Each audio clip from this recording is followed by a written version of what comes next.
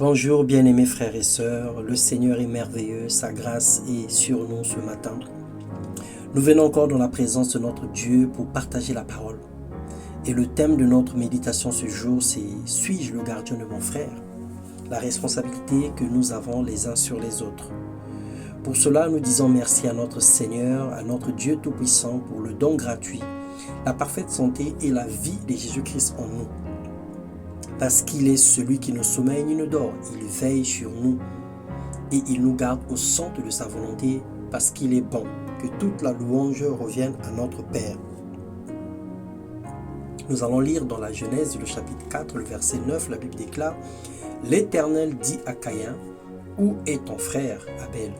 Il répondit « Je ne sais pas. Suis-je le gardien de mon frère ?» Bien-aimé, un gardien est une personne qui surveille et qui défend. En tant qu'enfants de Dieu, nous avons la responsabilité de veiller les uns sur les autres. Nous n'avons plus de vie privée en tant qu'enfants de Dieu. Nous ne vivons plus pour nous-mêmes, simplement parce que les intérêts de notre prochain passent avant les nôtres. Dieu nous a établis comme des bergers pour certains et des sentinelles pour les autres, pour avertir du danger, pour défendre dans la prière et pour protéger les autres des loups ravisseurs qui viennent pour nuire à notre existence. Dans Ézéchiel 3, le verset 17 au verset 21, la Bible déclare « Fils de l'homme, je t'ai établi sentinelle pour la maison d'Israël, et tu entendras la parole de ma bouche, et tu les avertiras de ma part. Quand je dirai au méchant, tu mourras certainement, et que tu ne l'avertis pas, et que tu ne parleras pas pour l'avertir le méchant de se détourner de sa méchanceté ou de sa méchante voix, afin qu'il vive. Lui, le méchant, mourra dans son iniquité, mais je demanderai son sang de ta main.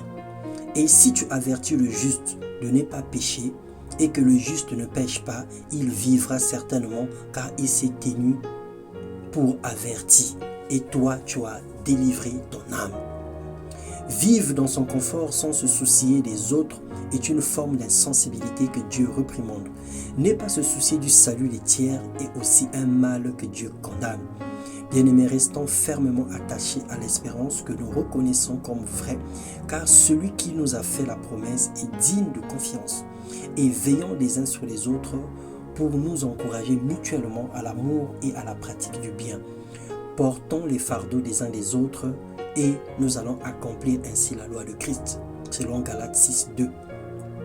Que le Dieu de la persévérance et de la consolation vous donne d'avoir les mêmes sentiments les uns envers les autres, que nous puissions prendre soin les uns des autres, que nous puissions nous surveiller les uns les autres, que nous puissions enquêter dans les vies des uns des autres pour sauver les uns les autres de la mort spirituelle.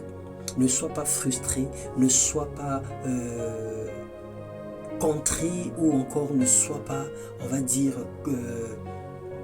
ne te sens pas mal lorsque un frère ou une sœur vient te poser la question « Pourquoi ne viens-tu pas à l'église? Est-ce que tu vas bien? Est-ce que ton foyer va bien ?»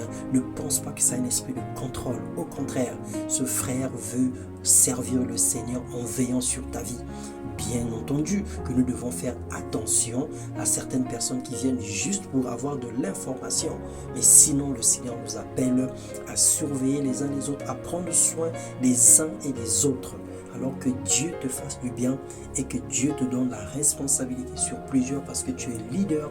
Il t'a appelé pour cela, à avertir, à sonner de la trompette, à rappeler aux autres de revenir sur le droit chemin. Que Dieu te bénisse et te donne une langue exercée pour pouvoir accomplir sa volonté dans la vie des autres. Au nom de Jésus-Christ.